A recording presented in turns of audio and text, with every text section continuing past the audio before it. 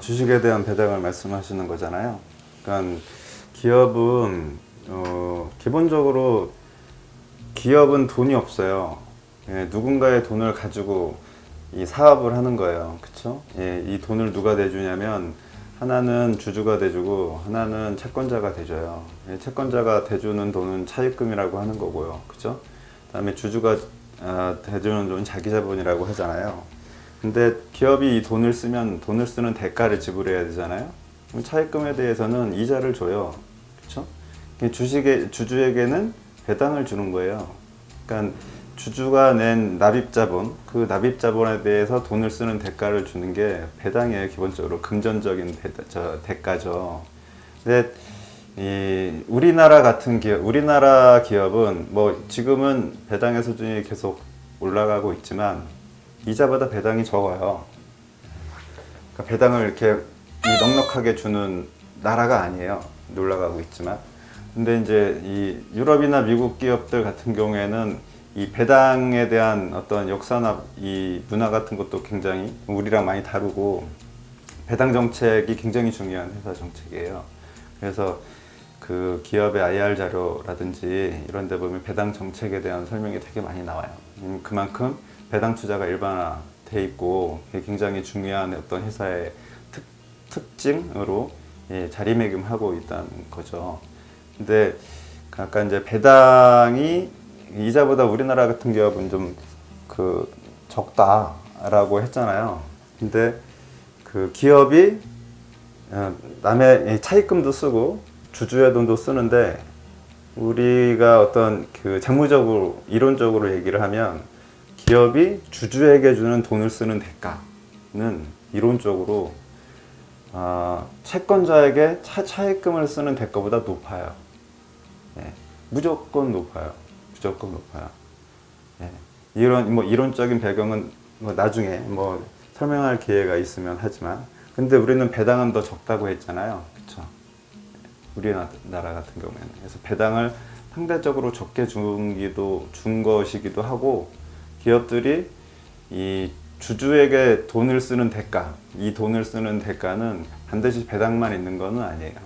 예를 들어 자사주를 매입을 한다든지 아니면 어떤 주가 상승을 위해서 뭘 한다든지 뭐 그런 것도 다 이제 들어가는 거죠. 그래서 전체적으로는 주주에게 돈을 쓰는 대가로 지불하는 돈이 채권자에게 지불하는 대가보다 이론적으로 높아요.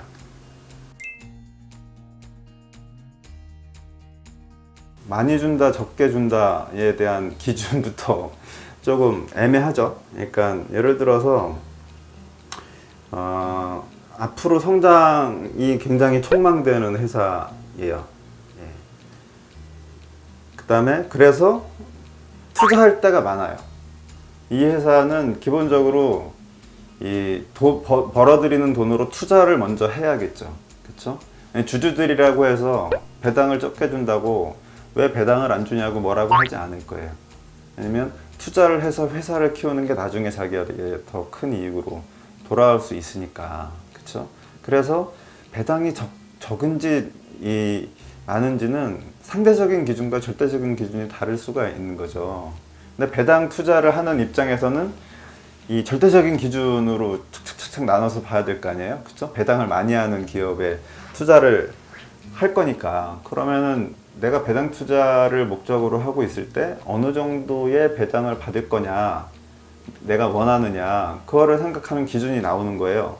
그거보다 많이 주면 배당을 많이 하는 회사고, 그거보다 적게 주면 배당을 적게 하는 회사가 되는 거죠. 투자 대상에서 배제되는 회사가 되는 거죠. 그러면 최소한, 그러니까 여러 사람들의 의견을 다 종합해 보니 최소한 그래도 이 정도 이상은 배당을 해야 되는 거 아니야? 라고 하는 선이 있다면 내가 누군가에게 돈을 꿔줬을 때 그 이자보다는 높게 받아야 돼요. 그죠? 아까 제가 말씀드렸잖아요. 주주에게 주는 대가가 채권자한테 주는 대가보다 높아야 된다고요. 왜냐하면 이 주식에 투자하는 게 누군가한테 돈을 빌려주는 것, 같은 급의 누군가에게 돈을 빌려주는 것보다는 더 큰 리스크를 지고 있거든요.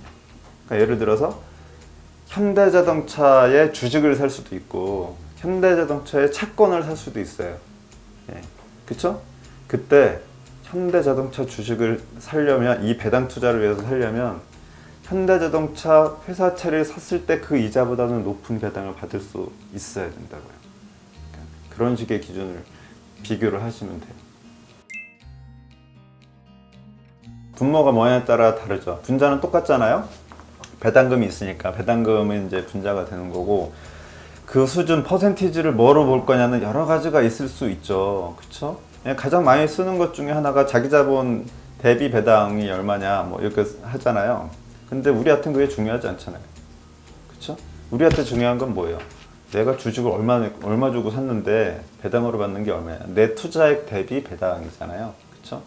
그러니까 그거는 내가 산 시기는 다 다르니까 뭐 내 거로 할 필요는 없지만, 이 회사가 시가총액에 대해서 시가총액 대비 배당이 얼마냐, 이게 전체 그 회사 주주들의 투자 수익률이겠죠. 배당 투자 수익률, 그죠? 그 배당률이 높아야 되겠죠. 투자하는 입장에서. 그다음에 이 회사가 배당을 열심히 하느냐 많이 하느냐 하는 거는, 이 회사가 그 해에 얼마만큼의 돈을 버는데 그 중에 몇 퍼센트를 배당하느냐, 그 배당 성향이잖아요. 그 배당 성향을 보면 이거는 그 회사의 정책인 거잖아요. 그렇죠? 그 정책은 잘 바뀌지 않아요. 배당 정책은 잘 바뀌지 않아요. 경영이 안정된 회사라면. 그건 사람마다 다를 텐데, 배당은 그거잖아요. 회사, 이렇게 어떤 새를 손안에 쥐고 있을 거냐, 아니면 놓고 어디 날아가서 큰 새가 돼서 오기를 바랄 거냐, 이거잖아요. 배당은 근데 손안에 쥐길 원하는 거거든요. 그러면은 이 분기 배당을 주는 회사가 좋겠죠. 또박또박.